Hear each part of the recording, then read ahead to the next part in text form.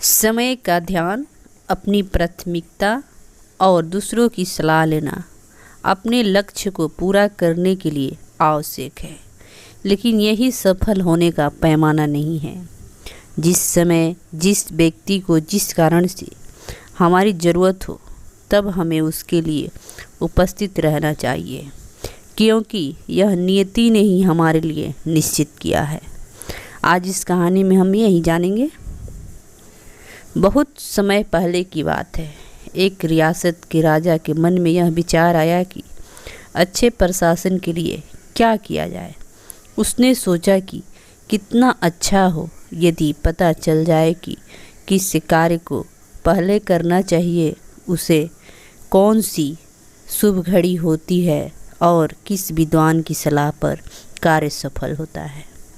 ऐसा विचार आते ही उसने राज्य में मुनादी करवा दी कि जो कोई उन्हें सही समय पर सही कार्य करने के लिए सही व्यक्ति के बारे में सही सुझाव देगा, उसे पुरस्कृत और सम्मानित किया जाएगा। कई विद्वानों ने राजा के दरबार में आकर अलग अलग सुझाव रखे। कोई कहता है कि जिस समय जो कार्य अधिक मुख्य लगे उसे पहले करना चाहिए। कुछ लोग कहने लगे कि राजा कितना भी सतर्क और सक्षम हो, एक व्यक्ति हर समय हर कार्य पर नज़र नहीं रख सकता, इसीलिए उससे बुद्धिमानों लोगों का एक दल बनाना चाहिए जो राजा को सही समय पर सही कार्य करने का सुझाव दे सके। कुछ पंडितों का सुझाव था कि मंत्रियों का एक दल बनाया जाए। कुछ ने कहा कि भविष्यवाणी करने वाले की सहायता से ही राजा को समय की जानकारी मिल सकती है। मुख्य काम कौन सा है, इस प्रश्न पर किसी ने कहा कि विज्ञान मुख्य है, तो किसी के युद्ध और अन्य ने भक्ति को प्राथमिकता दी। सभी के अलग अलग उत्तर मिले, परंतु राजा को कोई सुझाव नहीं भाया और उसने किसी को भी पुरस्कृत नहीं किया। उसके मन में उत्तर खोजने की जिज्ञासा तीव्र होने लगी। उसे पता चला कि एक ज्ञानी ऋषि जंगल के एक आश्रम में वास करते हैं। उसने तय किया कि वह उनसे इस प्रश्नों का उत्तर मांगेगा। उसे पता था कि वे ऋषि न किसी से मिलते हैं और न ही किसी के आश्रम छोड़कर कहीं बाहर निकलते हैं, इसलिए उसने तय किया कि उस आश्रम में वह एक साधारण व्यक्ति की तरह ही जाएगा।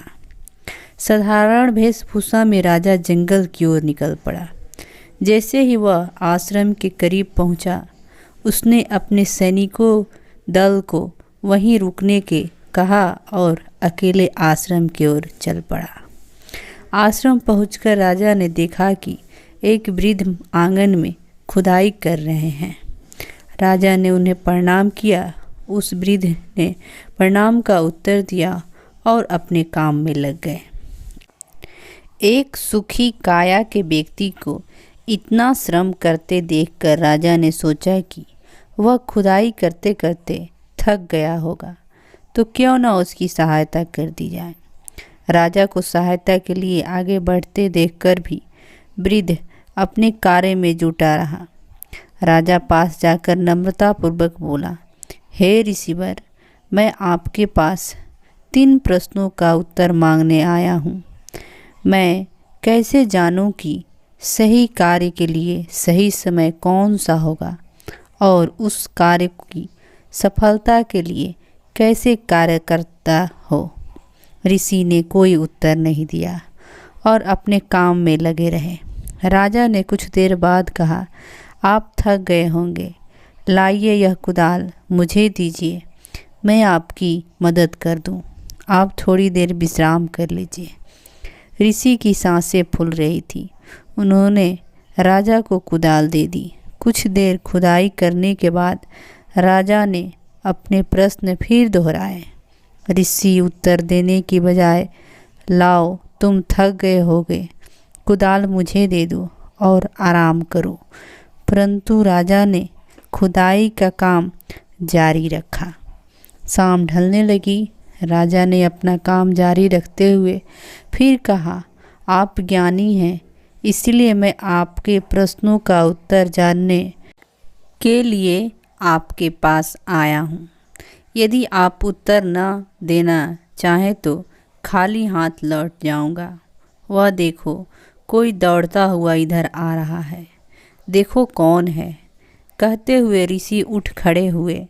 राजा ने उसे और मुड़कर देखा। एक व्यक्ति अपना पेट पकड़े आश्रम की ओर दौड़ता चला आ रहा था। राजा के पास पहुंचकर वह कराहते हुए गिर पड़ा और बेहोश हो गया। ऋषि और राजा ने मिलकर उसके वस्त्र ढीले किए और देखा कि उसके पेट से खून बह रहा था। राजा ने उसके जख्म को धोया और अपने रुमाल से उस खून के बहाव को रोकने का प्रयास करने लगा। जैसे ही रुमाल खून से लथपथ हो जाता, उसे पानी से धोकर फिर पेट के जख्म पर रख देता। ऐसा उसने कई बार किया, अतः खून का रिसाव बंद हो गया। राजा ने उस व्यक्ति के चेहरे पर पानी के छींटे मारे और 2 घूंट पानी पिलाया। अंधेरा छा गया था। राजा ने घायल व्यक्ति को आश्रम के भीतर ले जाकर लिटा दिया। राजा भी बहुत थक गया था। एक तो लंबा सफ़र और फिर आश्रम में किया गया परिश्रम। उसे भी नींद आ गई और वह भी वहीं सो गया। सुबह नींद खुली तो उसने पहले दिन का सारा घटनाक्रम याद आया। उसने आंखें खोलकर देखा तो वह घायल व्यक्ति उसकी ओर देख रहा था। धीमे स्वर में वह घायल व्यक्ति कह रहा था, मुझे क्षमा करना, मैं तुम्हें जानता भी नहीं तो फिर क्षमा किस बात की। आप मुझे नहीं जानते पर मैं आपको जानता हूँ।